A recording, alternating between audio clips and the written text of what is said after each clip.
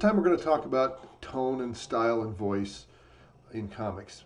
And it's a really complicated topic to handle, to tell you the truth, and we're just going to sort of touch on it a little bit, and specifically as it relates to my work and the work of a few others who I think will serve as good examples to when a person's style creates a certain tone and when it's not appropriate to other sorts of subjects. But if you really want a good discussion of this particular subject, this is the book to go to, Scott McCloud's Understanding Comics. It gets pretty wonky, but if you're interested in the subject, there's a lot of really intense, specific, in-depth discussion of different styles of comic art and how those different styles create a tone for the reader.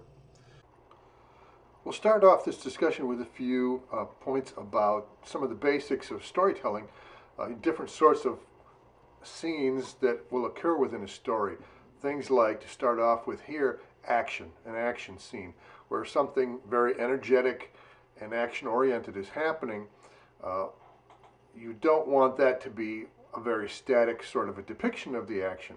So you want to bring as much energy to how you depict those sorts of events as you can. Here's a quick example from Dragon Girl of, you can see how I've altered the layout and even broken the bounds of the panels in one spot to try and convey an action scene where these two characters are sort of desperately flying through the air in the hopes of reaching the airship up above and safety therein. And you can see that I'm using very eccentric angles, especially on that page on the right side, and how those characters, as they start their descent and are about to crash, basically, how I try and bring them forward in space by actually putting them in front of the panel borders. So in an action scene, my camera is going to move around a lot. It's going to jump back from long shots, establishing shots, to close-ups of the characters and their reaction to the action, and it's going to create hopefully a sense of space, just from perspective and also from how the panels interact, things like that, because I'm trying to make the layout of the scene match the energy of the events being depicted. By contrast, I always think of comedy as being a much flatter thing, without so many camera cuts and different camera angles, and generally the view of it I find to be flatter. That makes more sense to me. I think that if you try and take a comedy scene and add a lot of fancy camera angles to it and a lot of cuts, so to speak, as in the movies, that what it does is it tends to attract too much attention to the depiction process and less to the actual funny situation that you're trying to depict. And so you can see this scene where Alana tries to sort of train this big dragon that she's found like it's some sort of a dog, with unexpected results at the end. It's intended as a comedy scene, and you'll notice that the depiction of the characters is pretty much flat onto the picture plane, and that 4-panel sequence there is a pretty flat depiction of 4 different moments as that scene unfolds, without all the fancy camera angles or the cutting from distant shots to close-ups that you see in, say, the dramatic scene that we just looked at. Here's a combination of those two principles, a comedic scene that sort of ends with a dramatic moment. And that's as Elena is sort of hiding in the bushes here, observing these dragons that she's seeing and wondering about whether they're friendly. One sneaks up behind her, and so that unfolding of what's happening, that comedy, is again sort of depicted flatly. And then when she is startled by finding it behind her, she sort of jumps out into the open inadvertently and is confronted by all these dragons that she's been trying to hide from. And you can see that end panel is much larger, it's more action-oriented, it has a lot more depth to how the things are depicted. You've got these dragon heads in the foreground and her in this sort of awkward action pose in the midground, and more going on in the background. So the contrast between the quietness of how the scene unfolds at the beginning and how it ends more dramatically at the end hopefully gives me the sort of tone that I want for that particular scene. Now in this scene, I'm going for a feeling of suspense. Atlanta has been sort of brought up, captured and brought up into this airship that she knows nothing about, and as she's sort of stuck in the hold of this ship, this mysterious figure who we've seen earlier in the book slowly starts to descend those stairs and reveal herself. And you can see that I do that by just that slow unfolding of her clopping down those steps as we start to get a better look at her, and we start to see that she's got what looks like some sort of weapon in her hand, and we begin to wonder just whether this is a threatening figure and what's going to be happening next. And so I let that unfold, but I also help add to the drama of it by showing Alana's eyes as she's watching this figure come down the stairs. So these are two things that are happening simultaneously, and that's why you see the panels overlapping. That set of three overlapped by her facial expression, her eye expression, as she watches this happen, is a way of trying to build suspense into the scene. How you use the space on a page can be a genuine tool in helping a story unfold in a dramatic way too. In the example here, we see the scene where Alana has just passed through this dark cavern on the back of this dragon that sort of kidnapped her.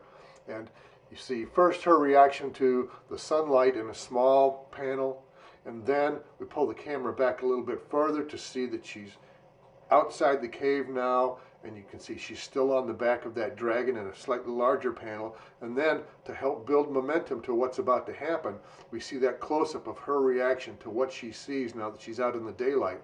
And then in the book, you turn the page and you see this double page spread of this big spectacle of the valley having unfolded before her.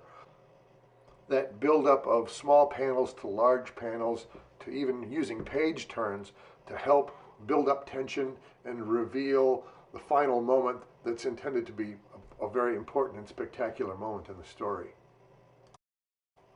Let's talk about drawing style a little bit. I've always gravitated towards a realistic style, and you can see on this page that I'm adding a lot of blacks to give the drawings realism and depth and a sense of lighting, and those things work well for me in most of the comics that I do for creating a sense of drama, and it's important to me a sense of realism too, because I really want to immerse the reader in this world and make it as believable as possible. When I have other goals for my stories, my style might change a little bit. This is an example of me changing my style a little bit, my drawing style, to match the tone of the material a little bit better. This isn't for a graphic novel, it's an illustration from a from a picture book, but it's for a younger audience. It's a much lighter subject matter and tone, and so my drawing approach is a little bit different. I'm not using all the heavy blacks that you see in the dramatic scenes of Dragon Girl, and it's a little more cartoonish and not quite as realistically rendered, and I'm just using sort of line rather than deep blacks to give a sense of tone and modeling to the figures without getting too heavy-handed about it. I think this works better for lighter tone subjects like for children's picture books. You may also notice that since this is intended to be a funny scene, once again I've sort of reverted to that flat, straightforward depiction of the action. Now this is from a new graphic novel. It's not out yet, it's coming out next year, but it's a graphic novel, but it's not like Dragon Girl. It's not a dramatic story. It's really sort of an explanation of the science behind the Large Hadron Collider and subatomic particles and things like that. It's not meant to be overly dramatic. It's meant to be these two kids sort of discussing these topics in science and discussing the principles behind them. And so it's got a lighter touch. Even though I'm sort of depicting them realistically the way I would in Dragon Girl, you'll notice that dramatic lighting that you see in so many of the Dragon Girl scenes isn't present here. And the action is a lot more abstract. Since these kids are really just sort of talking heads discussing these subjects, I'm not changing the camera angle to try and make the action look dramatic in any way. And the drawing style of it is a lot more straightforward and linear, and less heavy and realistic the way it is in Dragon Girl. So one more stylistic change to try and accommodate a different sort of subject and a different sort of story to be told. Let's talk a little bit about how drawing style matches up with the artist's intent. Now, this is the work of Jack Kirby, the most influential figure in the history of comics. And Kirby's artwork was about action. And everything he did in it was meant to give you this sense of really crackling energy throughout all the scenes. Even the quiet ones sort of had an energy to them. And you can see he's built a style that is not realistic at all. He's sort of taken his own approach to anatomy and built a way for him to try and convey the action and energy of a scene above and beyond the realism of the scene. Kirby was really great at that, and he's had a great influence on every generation of comic book artists that have come after him. But you can see how this particular style might not be as well suited to, say, a comic book biography of an important historical figure, maybe. Now, an artist that was greatly influenced by Jack Kirby's style was Mike Mignola, the creator of Hellboy. But you can see that Mignola has taken the influences of Kirby in the way he draws and found a way to sort of morph it into something more his own. There's a very staccato, steady rhythm to his storytelling and a very formal approach to composition of the panels and the images that makes Mignola's work really well suited to the sort of gothic horror genre that he's taken up with Hellboy. There's probably a greater diversity of style in comics now than there has ever been before. And just to give you sort of a sense of the range, here we've got the work of Raina Telgemeier, who is doing like a middle grade sort of graphic novels about slice of life, everyday situations in the lives of young teens. And you can see she takes a very cartoonish, open approach. Her work tends to look very light, even when the subject matter is a little bit heavier. When she deals with like the emotional turmoil of her characters, because of her style, those scenes don't come off as very super dramatic. There's also a generalness to the way she depicts characters and scenes that I think helps a reader sort of project themselves into those situations and see it as something that reflects their own life, because it's not so specific that they can't see themselves in what they're looking at on the page. Now contrast that with the ultimate draftsmanship of the great Hal Foster, the creator of the Prince Valiant comic strip. He worked on that strip from the 30s on through to the 1980s, and he was really comics' greatest draftsman. You can see that he's going for absolute realism in everything that he does. He really wants to give you a sense of another time and another place, very specific, and he's leaving nothing to your imagination. He's really showing you the reality of the story that he wants to tell you. And he's really done a lot of research into what castles look like and what the landscapes where his scenes are set in and how to depict them. And it's as far from the sort of cartoonish, stripped-down approach of people like Raina Telgemeier as you can imagine. Foster's goal was to make things as real as possible and take you someplace that you've never been before and make you feel like you were really there. Another extreme is to almost make the style of your drawing the storytelling of your drawing. This is an example from artist David Mazzucchelli.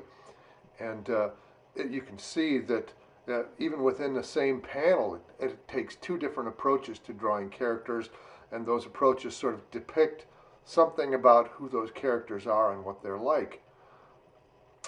So, in other words, the range of what you can create in comics with different styles is really almost infinite. I think at the end of the day, the kind of stories that you want to tell and the style of artwork you choose to create are probably going to both reflect your own sensibility as an author and an illustrator, and they're going to dovetail together in a way that makes them compatible with each other. I like to end these videos with some suggestion on an exercise that you can do to try and help you wrap your head around the concepts that we've been talking about in these videos. I don't really have something like that for this particular topic because the possibilities of style and voice in comics are so infinite that I don't have a simple way to sort of guide you through that process. The only thing I can really tell you is to do comics and create as much as possible, and I think your style and your voice is sort of going to develop based on, it's going to come right out of who you are and the stories that you want to tell. It's a sort of naturally, organically developing thing in each artist, and it's going to reflect your goals as a storyteller and the things that you value in the work that you see all around you. And so I guess my suggestion for an exercise is go out there and experiment and create some comics.